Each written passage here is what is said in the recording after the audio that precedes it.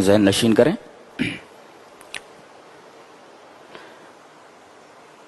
انسان پر جو بھی مصیبت آتی ہے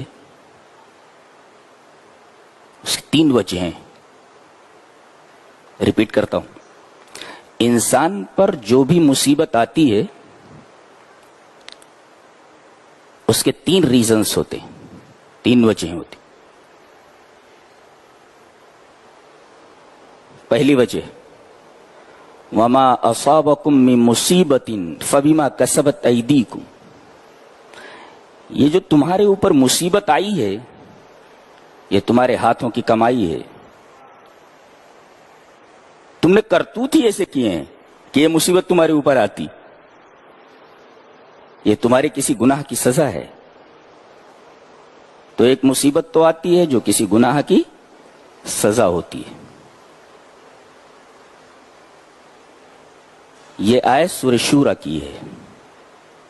سورہ تغابن میں اللہ نے فرمایا ما اصاب من مصیبت الا باذن اللہ، جو مصیبت تمہارے اوپر آتی ہے وہ اللہ کے حکم سے آتی ہے۔ کیا مطلب؟ اللہ کے حکم سے آتی ہے مطلب یہ ہے کہ اللہ کے حکم سے یہ جو مصیبت آئی ہے اس کا مقصد یہ ہے کہ تمہارے کسی گناہ کا کفارہ ہو جائے۔ وہ مشہور حدیث ہے، آپ سنتے رہتے ہیں کہ اگر کسی مومن کو کانٹا بھی چبھ جائے، جو کانٹا چبھنے سے جو اس کو تکلیف ہوتی ہے، اس تکلیف کی وجہ سے اللہ تبارک و تعالیٰ اس کے گناہوں کا کفارہ کر دیتا ہے۔ تو ایک مصیبت آتی ہے آپ کے گناہوں کو مٹانے کے لیے آتی ہے۔ یہ مصیبت بہت بڑی رحمت ہوتی ہے۔ اور تیسری وجہ اور تیسرا ریزن بہت ہی عجیب ہے، غور سے سنو۔ اللہ تبارک و تعالی نے کسی بندے کے لیے کوئی اعلیٰ مرتبہ مقرر کیا ہوتا ہے۔ کیا مطلب؟ اللہ اپنے بندے کو کوئی اعلیٰ مقام دینا چاہتا ہے،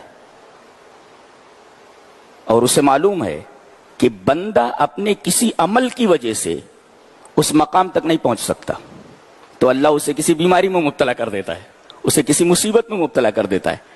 عمل کی وجہ سے اس اعلیٰ مقام تک نہیں پہنچ سکتا تو اللہ اسے کسی بیماری میں اور کسی مصیبت میں مبتلا کر دیتا ہے۔ اس مصیبت کی وجہ سے بندہ اس اعلیٰ مقام کو حاصل کر لیتا ہے، اس اعلیٰ مقام تک پہنچ سکتا ہے۔ اللہ، اس کا مطلب کوئی بیماری آئے، کوئی مصیبت آئے تو ہو سکتا ہے یہ مصیبت اللہ ہمیں اس وجہ سے دے رہا ہے، اس مصیبت میں اس وجہ سے مبتلا کر رہا ہے تاکہ اس اعلیٰ مقام کو ہم حاصل کر لیں جو ہم اپنے عمل کی وجہ سے حاصل نہیں کر سکتے۔ بہت گہری بات ہے، شاید آپ نے کبھی سنا ہو۔